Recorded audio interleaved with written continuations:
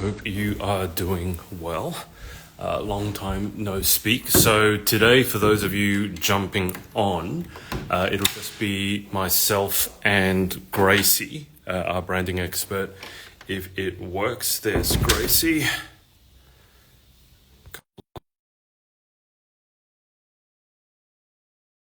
To Instagram.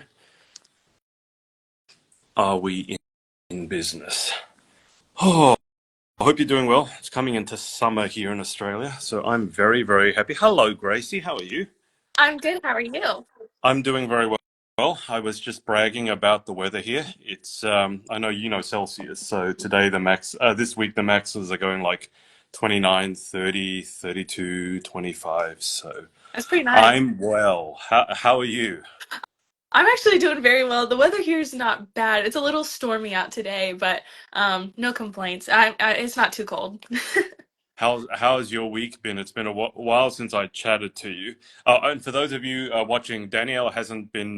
Danielle is fine. She just can't make today. And then in 2 days, I'll have a live with Danielle, and Gracie will be busy. And then, obviously, if you guys haven't heard, on the 12th of December, we're doing a mock interview session with all three of us. That's what most of you seem to want. So if you haven't seen that, just check my Instagram. It's plastered everywhere there, and we've got applications open until the 6th, which is this Friday. So apply before then at onlinepageantacademy.com. This is the only spiel I'm going to do, and then we'll talk about branding. So go to onlinepageantacademy.com. You'll get the three of us coaches, apply by the 6th, and you'll get a chance to win it for free, which is just under $1,000 with everything that we'll be throwing in. But Gracie, how has your week been? How busy has Go Getter been? It's been pretty busy, but I think I'm gonna be calming down soon for the holidays. But I got a nice day off for Thanksgiving here in the U.S. My family doesn't really celebrate much. My mother has some Native heritage, so not a huge thing here. But we used the day off to just relax, reset. I've gotten a lot done this week, so I'm very happy about that, as always. But yeah, I'm looking forward to a break. I like how I asked how busy has your week been, and you said it's not that busy, and then you finish off by saying you got a lot done. Now I'm confused. Well, I've gotten a lot work done wise. But I did let myself have a few nights where I put the computer away, no work, just enjoy time with the family, and I call that a win. So no Hallmark. There's been some Hallmark. Yesterday was a pretty big Hallmark bingey day, but One day I will. Actually, I'm not going to promise that because I don't know if I will want to watch it. But I don't think we can get the Hallmark channel here in Australia. I was going to say maybe I'll try watching it, but I don't even know if we get it here. But anyway, guys, for those of you tuning in, I've gone live, obviously, in our broadcast channel. The idea for that is give it a go, see how it goes. But also, the people in this channel are probably going to be more interested in pageantry, obviously. Otherwise, why are you here? And I've gone live a couple times before, Gracie. I don't know if you saw, and people have jumped on the call. And I like doing that because I get to interact with people and get to answer real questions. So those of you who are watching, if you're brave enough and you have a branding question or any other question, even if it's about a mock interview session, you can submit a request and we'll add you to the video if you're brave enough for that. Just be aware, obviously you'll be visible, so just be dressed up appropriately. And then we can answer your questions, branding, pageants, or otherwise.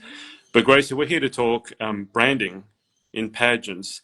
And I think, why don't we give the guys watching a bit of background first? So, how did you get into branding and social media? I feel like it first started for me when I was 12 years old and I started Harvest 107.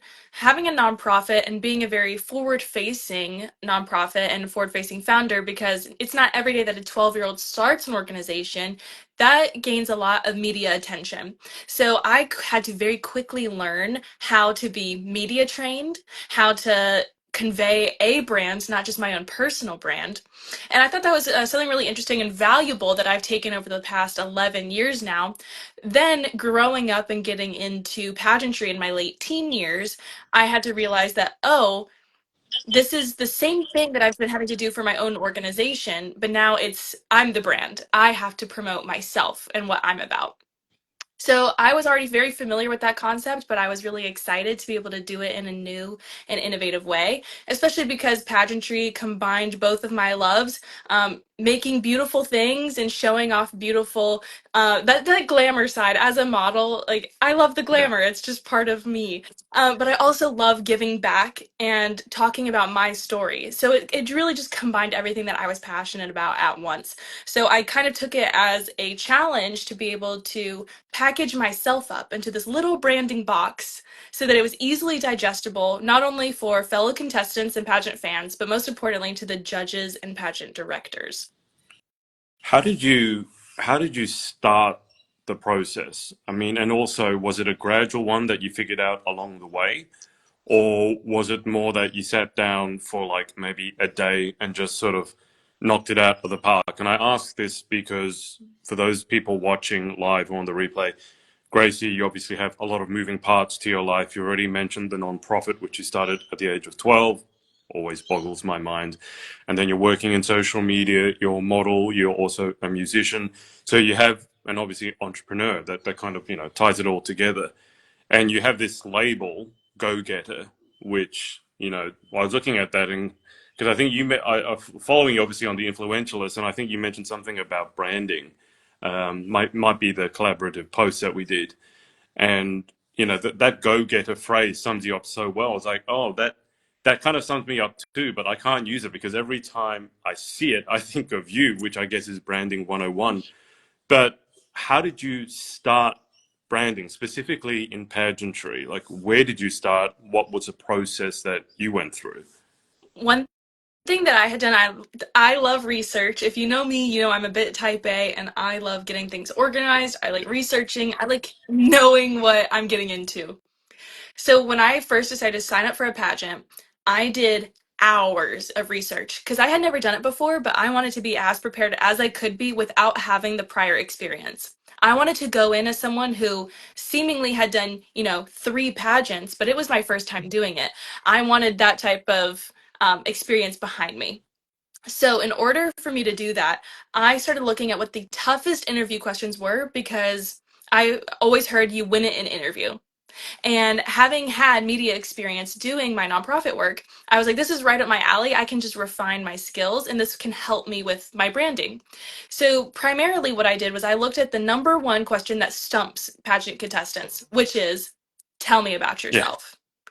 Open ended questions are going to challenge you. They're going to show the judges what you can and can't convey quickly and concisely. One thing I had learned in the nonprofit world was an elevator pitch, which many entrepreneurs will know. It's how you can relay your brand and your business in a very short period of time. Literally, the amount of time that it takes for you to get to the next floor on an elevator. So I was used to that, but I was used to doing it for an organization, not for a person. So I decided to group all of the areas of my life. I wrote them all down: nonprofit founder, model, public speaker. And I chose which ones were the most important and I ranked them. wow, okay. And when I saw all that I had going on, I decided to write an answer to tell me about yourself. And I had seen many pageants in interview make you do an introduction for about 30 to 40 seconds, which really came in handy when I competed for Miss Earth USA, which requires a 30-second introduction at the beginning of your interview Ah, because we have no paperwork. right. So this helped me in multiple ways, and I just didn't know it back then. But one thing I came up with was my name is Gracie Pfaff. I'm a nonprofit founder, model, and public speaker. I'm a social media consultant.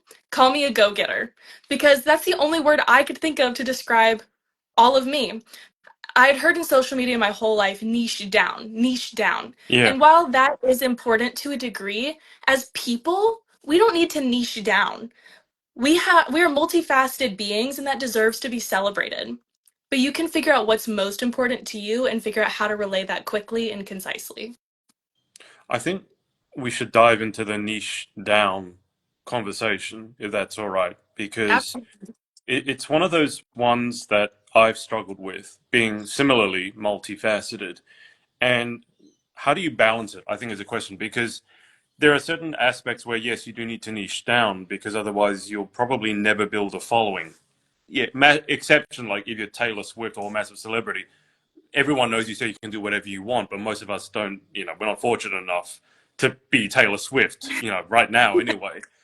So there is common sense behind. Okay, people need to know what you stand for, even if it is like in your case, it's one, two, or three things, but it's still go get it, right? Which is that one singular thing that maybe encapsulates a lot of other things.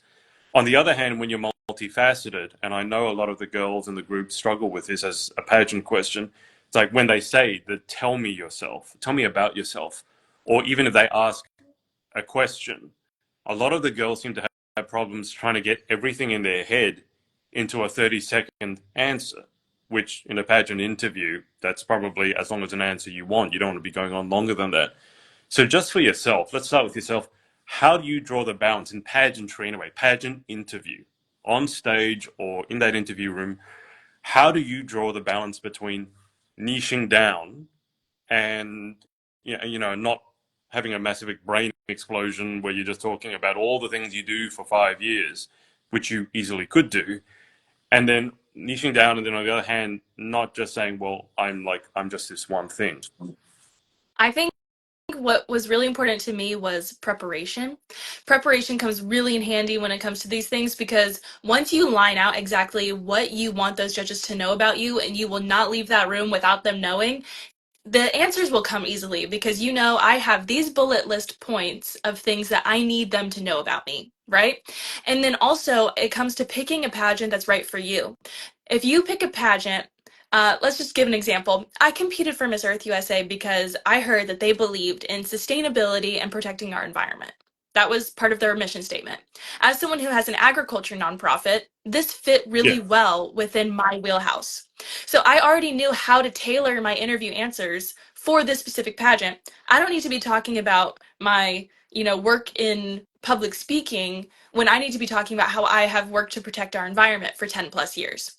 So I think preparation comes into play here, but also um, knowing who you are, knowing what you have to bring to the table, and being able to concisely convey that. I think a lot of people, it's easy to ramble Mm. and try to just get it all out there, but that's when, like I mentioned before, ranking the different things about you, Um, for me, number one is always going to be nonprofit founder. Right. That's a very unique story. That's unique to me. I can go to any pageant. It is very unlikely that I will find another girl who started a nonprofit at 12 years old and then lived in Haiti for 5 years doing it. That's my story. It's very unique and it's memorable.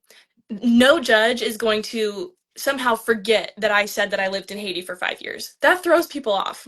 So you need to find your story. I had a client recently who she's had 12 heart surgeries in her life. And I told her, you need to focus on that. That's a story. Like, you're not just some normal teenager competing for a teen pageant. You've had to overcome something. You need to market that. So that's when branding and marketing comes into play is you are the brand here. We always talk about how businesses often do better on social media than random personal accounts. And that is so true. I literally do it for a living. And that's why you'll see that like my following isn't as nearly as big as the following of my clients. Cause A, I'm spending all my time on their content. And B, businesses are niched down, which it makes it easy to consume. People know immediately this is what you're about. For pageantry, what I always encourage girls to do is to have 3 content pillars that you focus on. You focus on your pageantry and modeling glam life, Mm-hmm. your advocacy, and your work, and your everyday life. What makes you human? Those 3 things, when you focus on that and when you create content about it and when you prepare for interview in those pillars, it makes it so much easier. It literally takes the guessing out of it. Focusing on a third of this, a third of this, a third of Yeah. that. Then say you're in the interview room and you get asked a question about your advocacy. You have your points in your advocacy that you know exactly I need to talk about. You don't need to bring pageantry into it. You don't need to bring your life into it. This is an advocacy question. Yeah. This is a pageantry question.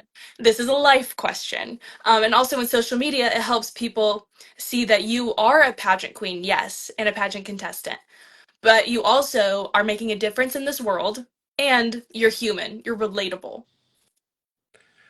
What about I mean, given what you just said, so it's obvious you had more than a few things in that list. You ranked them in order. Number one was non-profit founder at the age of 12. Definitely you're going to stand out for that, right?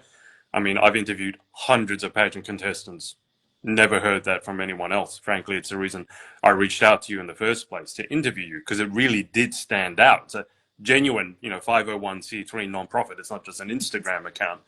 On the other hand, I have worked, and this is probably more common. I've worked with a lot of girls who, when you say, okay, what's your story? What makes you stand out? They think for it. In fact, sometimes they don't even think. They just go, oh, nothing. Like, it's when I was working with teenage girls as a tennis coach, I would say, they come on the court, like, what do you want to work on today? Oh, I don't know. That sort of, it's almost like they haven't given any introspection, or they don't have the self-awareness. It's possible they don't have much going on in their life, in which case I would say, well, go and live life a bit and then come back to doing a pageant, because you don't need to do a pageant again. Like, I'm not a huge fan of professional pageant girls in that Right. sense. But what happens when you have a client for branding, and it could even be a business? Let's say you're selling, I don't know, environmentally friendly cosmetics, and you ask the client, well, what do you think makes you stand out? And they're like, oh, well, we're environmentally friendly. But then the question, well, there's a lot of people who are environmentally friendly. No one's going to say we're environmentally unfriendly. So what makes you think? Because I was watching a video with this really interesting. There was a person selling these sorts of products in a little jar with a ribbon. I think it was on Shark Tank. And the person was asking, well, what makes your business stand out? It's like, oh, well, we're environmentally friendly. She said, well, everyone's environmentally friendly. What makes you stand out? And she couldn't think of the answer. She was eventually got to the point where it's like, oh, but we package our products in a nice little jar with a ribbon on the top. So, Oh, I saw that. I actually know exactly what you're talking about. so how how do you tackle that when someone, for you, I think it kind of, I'm not going to say it's lucky, but your story definitely stands out because you've done something very unique. But I think there are a lot of girls out there who'll be watching this going, well, yeah, Gracie did that, and that's great, but I didn't start a nonprofit at the age of 12. I just went to school. I'm just an ordinary girl. I'm into makeup and Taylor Swift and all that. So, what's the conversation that you have then? That goes into diving into stories of your life, whether it's the worst thing that's ever happened to you. What did that teach you? Or what's the best thing that ever happened to you and why? Or what's something that you worked really hard for that paid off? Tell me about it. And for people in academics, there's a lot of people who school and academics has been their life their entire Mm. life. And that's great. That requires a lot of dedication. But that doesn't mean that there's not a unique story within that. Why did you choose the school that you went to? Why was academics important to you? What do you want to do with that? That's a story. What propelled you to choose that path in life? Okay, maybe you did something really cool as a school project. Like for me, even I took some really cool classes in high school, and that's something that could easily be talked about for any pageant interview. Like they could be like, oh, what's the coolest thing you've ever learned? It's like, oh, well, I took a class on all the Nobel Peace Prize winners.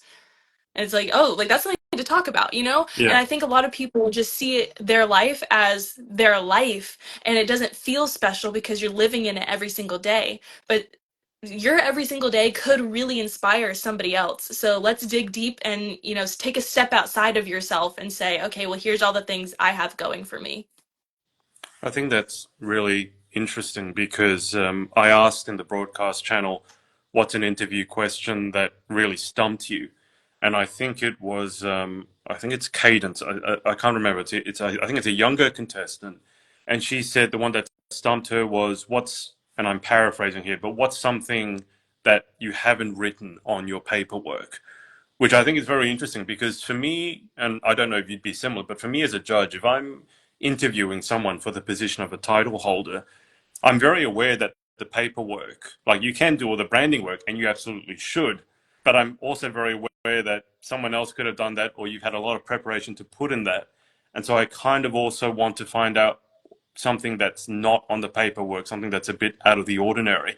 So in that sense, are there any questions that the girls could work on to help discover their brand? Again, if someone is stuck and goes, I don't have the 501c that I started, at the age of 12, and I do want to find out more about my story. And obviously, I would say, look, if you want to work on this, then contact Gracie at the Influentialist, and I'm sure she'll guide you through the process. But just as a start, are there like a couple of favorite questions that you ask your clients to think about that will help them discover that story? This is great. I also encourage people to, specifically targeting that question you were talking about. I specifically tell people to have 3 fun facts about themselves in their back pocket at all times. Something that's not on your paperwork, something that's just kind of fun and random. For me, my interviews are usually pretty serious because I talk about starting a nonprofit at 12 and living in Haiti for 5 years, and then my work in social media. Yeah, Those are some pretty, professional and heavier topics, especially when talking about like world hunger. That's not necessarily not the going to laugh levity about that that. someone might, Yeah. might want in their interview. So when someone says like, "Tell me something that's not on your paperwork," I love to throw in a random fun fact that makes me human and makes me more relatable and showing like my true personality and not just who I am at work. I'll either tell them that I'm trilingual, and I can bring it back to living in Haiti. Like that's a easy thing for me to tie into. Or if I'm feeling fun and I want to put some really fun positive energy in there, I'll talk about how I've never had a brain freeze, and that kids growing up used to always try to feed me ice cream and cold things to try to get me to have a brain freeze. And that's a super fun like icebreaker, and it has everyone kind of laughing and giggling in the room. So I always encourage people to have fun facts like that. But also, when we're talking about introspection, I think it's really important for you to kind of create a timeline for your life. What has happened in your life that you can recall easily? Yeah. Also, think about your family history. A lot of people have really interesting family stories that they can share. I know the current Miss America, she unfortunately lost her mother, and she used that as a lot of her branding as she became part of our Air Force here in the US. So those things tied together, and she was able to craft a really beautiful story. So think about your family history, think about your history as a person, think about where you've been, where you are, and where you want to go. What do you think about the wisdom? And I think is it Madison Marsh, the Yes. current Miss? Okay, so and I follow her, and I have a particular interest in aviation. I studied aeronautical engineering, was always fascinated by fighter jets in particular, and it's always been American fighter jets that are the pinnacle in the world. So obviously, when I see her post about the U.S. Air Force, it draws my attention because that's something that we have in common. But what do you think about the wisdom of? So we talked about balancing niche with, hey, I got a lot of stuff other than this one thing. But in the case of Madison, be like, okay, she got my attention because that's how she's branded herself. Well, I don't want to say that because obviously it's her mother and there's all sorts of other things. But she's known for one or two things, and in your case, let's say nonprofit founder. So they know you for that. They begin a discussion, but then at that point, once they've gotten to know you, then you can bring in all the other stuff. Is that something that you would broadly agree with is useful in, let's say, social media, not just pageant interview, but even for businesses in general? The wisdom of, let me be known for this one thing, and then once I bring you in, you know me a bit more, then I can start talking about all the other stuff. Would that be a useful framework for, let's say, balancing? Absolutely. I think balance is really important. And for let's give my personal page on social media and as an example. Okay. Um, so I post primarily about my modeling work and being a go-getter. My social media has often helped me get modeling jobs, and it's used as a portfolio. So that kind of what draws people into my social media. But I am a nonprofit founder, so that's a really unique thing and a unique story. And it sets me apart from especially other models because sometimes people will want to work with someone who has an interesting story. Mm. But I usually put most of my Harvest 107 content on Harvest 107's Instagram page because I am not just Harvest 107. Harvest 107 is not just me. So those are separate. But then on occasion, what I do is, since I'm known for being a go-getter and I'm known for my modeling, I also bring in my interesting story every once in a while to share with people. So Yeah. I brought people in with this fun reel about, my modeling and balancing uh 8 different things in my life, but then you keep scrolling and you're like, oh, like she's done some really cool stuff in her life. I think that's really important because whether it's in pageant interview or on social media, you want someone to leave an experience with you and think, I would love to be her friend. Yeah. Yeah. That's what you want. You want to get your points across at the large chunks of who you are, but then also sprinkle in little things. We all have little nuances about us that makes us different and unique. And those little things are might what draw someone in, whereas some of your larger topics might attract the masses. For example, I have an aluminum allergy. I post about it. It gets a lot of traction. And I can also tie that in to my modeling career and how I have had to balance that and manage it on set, where there's usually tons of aluminum lying around because of makeup, snacks, things like Yeah. that. So, but sometimes it's the little things, the little tiny weird things about us that really draws people in and that you would never expect. Okay, so another question, specifically probably with Instagram. How do you know? So say we're going down this branding rabbit hole, and God forbid someone has as many spokes to their wheel as you do. How do you know when to set up a new Instagram account? And how do you know when to just put it on your main one? And I say this as someone who I think at a rough count has 5 Instagram accounts. I will say the one I'm most active on is the Pageant Project. I have a personal one that I started for some reason that I can't quite remember. I don't really post on it. And then the other 3, 4 just completely dormant. How do you know when you should start a new page, when you should combine and consolidate into one page, or is there no right answer to this? It depends on the person and it depends on the project. For example, I have social media clients who are businesses that I have actually recommended to consolidate accounts because Right. there really wasn't a need for all of these separate accounts. Mainly because a lot of them are posting very similar content and you don't want to be competing with each other. That's a very specific recommendation that I Yeah. gave. However, I think that as people, and especially in pageantry, it's really important to have as much as possible on your personal page. Inevitably, judges and pageant directors are going to be looking at your Instagram, and it is better for them to know borderline too much about you than not enough Right. about you. Right. Um, you want to have a very clear idea of who you are on there. If you do need another page, I would recommend if you're starting a business, open a new page. If you're starting a nonprofit, like a legit 501c3, I'm gonna, build a team and it's gonna be a real thing, start a new page. But if you are just doing fundraisers or posting about your pageantry experience or posting about your work, put it all on the personal page. There is nothing wrong with that. I love it when I see people have tons of posts on social media that they've been using it, that they have fun with it.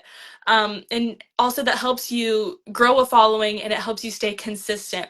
Because when you can stay consistent on one account instead of being Yeah. inconsistent on 5, that's a lot more beneficial. Yeah. Um, I think a lot of pageant girls and influencers in general worry about spamming their audience too much. But I have to say, with the number of people that most people follow, I don't think there's any danger of spamming. And when I say spamming, they're like, oh, if I post more than twice a week, I'm spamming. I'm like, Oh, you post twice a week. No one's like, if they're not on Instagram on that day, they haven't seen your one post. If they weren't on that Instagram the other day, they haven't seen your other post, and suddenly they haven't seen you for a month. You're then out, you're out of mind. Um, Gracie, I know that you are well known for the quality of your social media as a pageant girl. Pet peeves. Okay, I know you, I'm sure she smiles as I say this, but I'm sure that you've looked at a lot of other girls' social media, and some of it has driven both you and your mother. And to be clear, for those watching, Gracie works with her mother with the social media side. I'm sure you've looked at some of it and gone, "Oh my God, please stop doing that." So, in terms of pet peeves. And we'll be nice about it. So if you do the pet peeve and you're feeling offended, it's okay. We'll help you get through this. But what are Gracie Faf's biggest pet peeves when it comes to, in particular, well, I mean, social media in general, or specifically pageant girls and their own social media and their branding? My number one pet peeve is poor quality. You don't have to have professional quality, but maybe like cleaning off your camera would be good. Um, just let's keep the quality decent. Find the right lighting. Let's not make it grainy. Um, Also, uh, unreadable text in these tiny little cursive fonts. I don't know what you're trying to say. I can't easily spot that. It doesn't look aesthetic. Um, I can't read it. I want it to be functional above all else. And then my third and final pet peeve would be bad editing. We all love CapCut, but let's be strategic about the templates we're using. Some of those effects are designed for the 12-year-olds on TikTok who are just getting started in video editing. We're adults. let's let's have some let's make it aesthetic, a little bit, cinematic even. um yeah, the little spinny feature, the little spinny transition, that's not cool. it's it's making me dizzy. I do think some of the CapCut templates. I recently just upgraded to the paid version of CapCut, and I've been I playing with highly the recommend this. I have been, yeah, I do too. I've been playing with some of the templates, but I look at them and go, that's making me motion sick. And I don't, and the other one's going to set off an epileptic fit because it's just all this strobe lighting and glitch. And I'm like, oh, that Yeah, gives me a headache. we But don't need blue lightning bolts in our Instagram reels. That doesn't really add to the that doesn't add to the vibe. I now have to go back and make sure that I don't have any of these in my reels. That one about the small fonts, I think, is a well taken one because I always with thumbnails. That's more on a YouTube thing, but there's cover photos for Instagram reels. I always make sure that number one, the font choice is legible. Not I don't go aesthetic first. I don't want it to look ugly, but sometimes ugly and functional performs better. I don't want to get too emotional about it. If I think something looks really pretty but no one can read it, then there's no point. My brand, Right. my story is going to die on my lips, and quite large sizes also people can read it. So I think, how do you feel? Do you feel that some pageant girls, again from the ones that you've worked with, or even your business clients, do you feel sometimes they get too wrapped up in their own, I don't want to say no, it's ego, but they're so wrapped up in their brand and it has to be this way. It has to be that shade of blue with that hex color, and it has to be this font because that's our brand kit. And you're kind of looking at it going, and it could be a pageant girl saying, "Well, this is my brand," whatever. And you're looking at it going, "Yeah, but that's not working. So we need to retool and adjust." Do you find that's a conversation that you have to have on a semi-regular basis? Absolutely, especially with my social media clients on a day-to-day basis. I deal with that a lot. Like, you would not believe the restrictions that I get put on social media managers, but there are ways around it. Also, it doesn't ever hurt to pitch ideas and see, maybe they just haven't seen your vision come to life before. So oftentimes, if I'm creating something for a client, sometimes I'll send them two versions, how I would personally do it and how Ah, they've requested it done, okay. and then they can decide which one they like better. And I'll do my best to keep it within brand guidelines. I never want to alter the brand's voice because that's really important for it to shine through, whether it's for a business or a pageant contestant. But also, we want to be able to elevate and do things that work. Um, so that's what's really important there. I think that being innovative and being open minded is really important in those conversations. For example, I mean, it's just at the end of the day, some things that people might not know. You don't know what you don't know. Yeah. If you're not exposed to these things that are working and that haven't worked for the business, are kind of all melding together, or their feed looks one way and everyone else's looks another. They just don't know what they don't know. They don't know what could be, until you show it to them. What's the best part about your work as a branding and social media expert? and what's the worst part? I'm gonna start with the worst part because I always want to end on a positive. Okay. uh, the worst part about working in branding and social media is just having to follow strict guidelines. Sometimes I just want the creative freedom to explore, Yeah. experiment, uh, and also sometimes it's difficult trying to get the interesting stories and getting the proper content out of clients. Um, but we get there. We get there eventually. But then the best part is being able to convey stories in a beautiful way. I love being able to get creative, design, come up with ideas. I recently have worked with two social media clients in pageantry in particular, and they each got over 100 content ideas. And that was a lot of fun for me because I got to think about, hey, if I were a judge or a pageant fan or just a friend or a person who potentially could follow you, what would I want to see? And I love being able to put myself in someone else's shoes and help them create that. Moving forwards, dream client. Okay, because I know that you're in this for the long haul, and you obviously you have your moments. We all do with what we do. It's not enjoyable every moment of every day. But who would be your dream client, just from a general business perspective, in terms of they'd want you to work with them on branding and their social media? What are you looking for in a client in terms of a general business? And then also with the influentialists in particular, in terms of pageant girls and dealing with their social media, helping them find their voice, their brand. Who are you? Who would be your ideal kind of pageant girl to work with? So ideal business in general and ideal pageant girl. Ideal business for us at Influentialist is women owned businesses, specifically small to medium sized businesses, of people who are excited about what they have to offer, people who love their company and the products and services that they have to offer. And they want to just bring us in as part of the team to make that vision, brand, and story come to life. People who are open minded and exciting and fun people. As for the ideal pageant coaching client, for me, is someone who is dedicated, someone who likes to be prepared, and is always curious. I want someone who's always asking questions. No Hmm, question is dumb or stupid or whatever we tell ourselves in our heads. I would rather you ask a question and you think it seems pretty obvious and be able to give you exactly the guidance you need than for you to just having to do this constant guessing game. perfect. Well, Gracie, that might be a good place to wrap it up or to move towards a close. Is there anything else that you feel that we've missed out? Just, I mean, we can't cover everything about branding and social, obviously, in half an hour. But is there anything else that you feel like you'd want to impart wisdom on in terms of the pageant girls? I think we about covered it, but I just want to say to all the pageant girls out there, stay true to yourself. Don't change who you are for your pageant. You are so much bigger than just a crown, and just keep going and stay consistent. Final question. How permanently retired are you? That changes on a daily basis.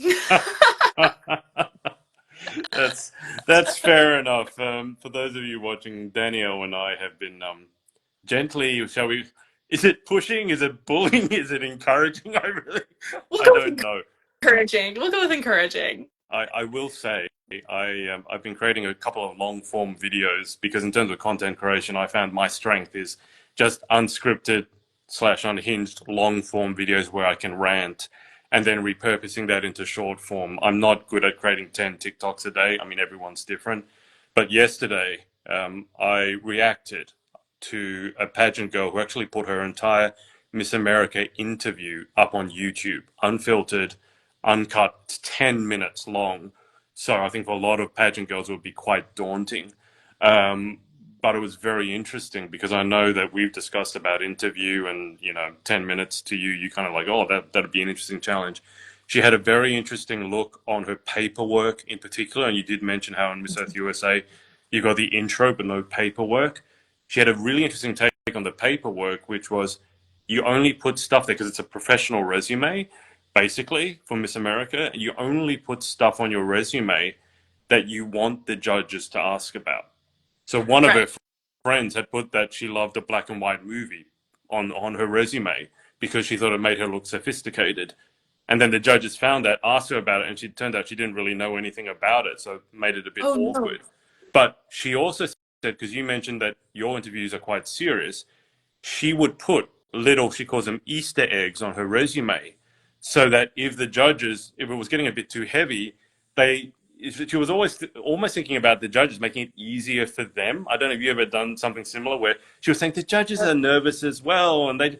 I've never felt sympathy for the judges. I wish judges would work harder, but she was like, "Oh, you're going to make it easy for the judges. They want to do what's best. They're probably as nervous as you, and you got to put them at ease." But she put, and she's a white blonde girl. She put, I'm a white like freestyle rapper. And so anytime the judges wanted a bit of levity, they would just ask her about the freestyle rapping, and she would, I would assume, bust out a rap there in her interview. So I don't know if that's It's anything that you've amazing. given consideration to. I just mentioned it because it sounds similar to what you were saying. Yeah, I do say that all the time. And I am that person that feels bad for the judges. They're probably nervous too. And I tell that to people all the time. I'll even say it when I'm at the pageant. I'm like, oh my gosh, girl, don't be nervous. They're probably just as nervous as you are because they've probably never done this before. And it's just a fun take on it because it's like, oh, maybe we're all nervous. Maybe we're all making it weird. That's okay. But yeah, I've had several pageant paperworks that I've had to do, and they ask for fun facts about yourself. So maybe I'll put my, brain freeze one in there. I'll put that I'm trilingual. Sometimes I'll put that I'm really terrified of geese. Like I'll just put weird things about myself in there, or that my favorite movie happens to be a Hallmark Christmas film. So it's like you gotta put little things in there that add some levity. Geese? Yeah, I'm like madly terrified of geese. Why geese in particular?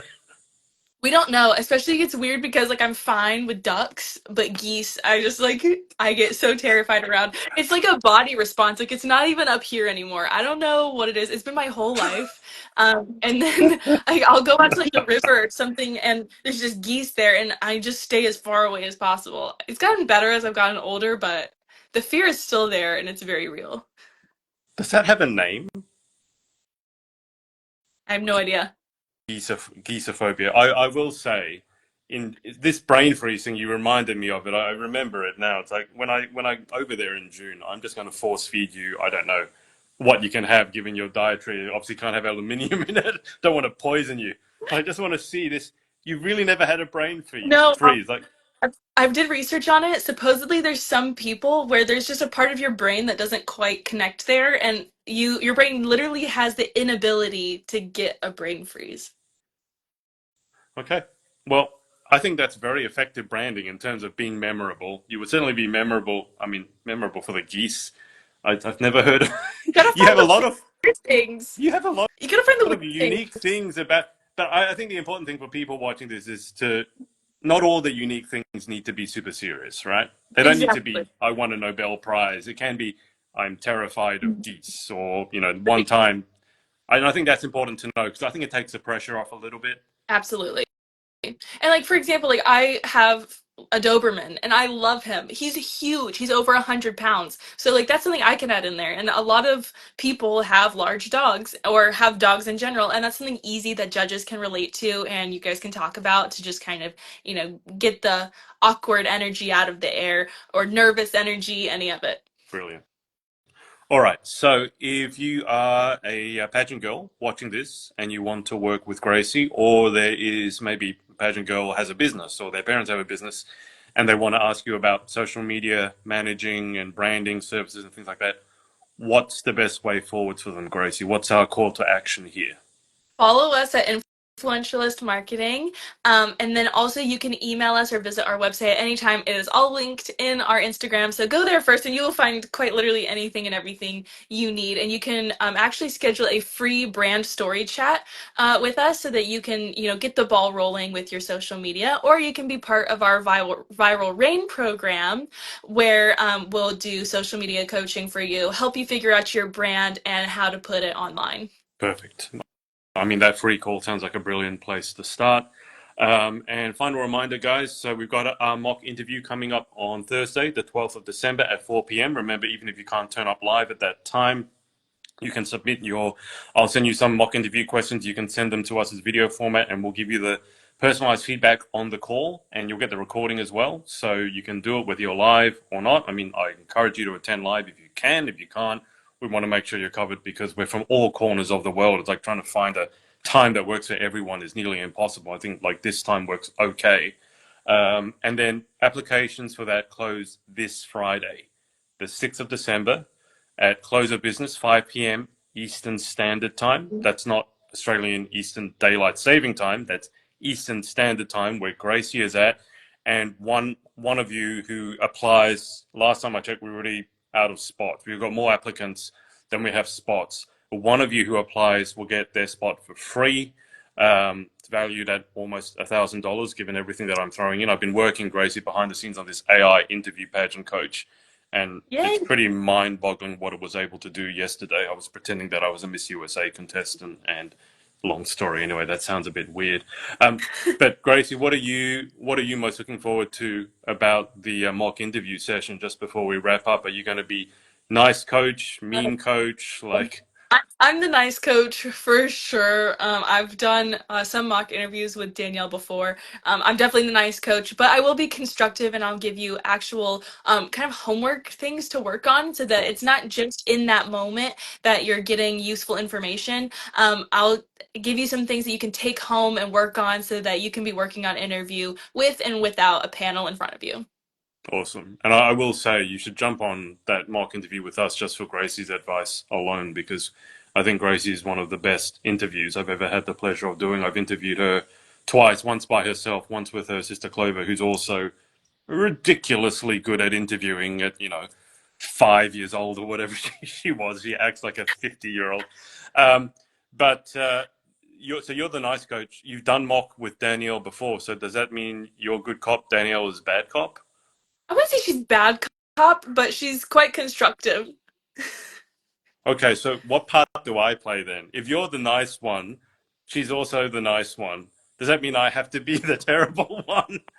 We could We'll all be nice and constructive. We'll get it done, but we won't sugarcoat it too much. I was going to bring up my Gordon Ramsay impression. I thought that might not go amiss.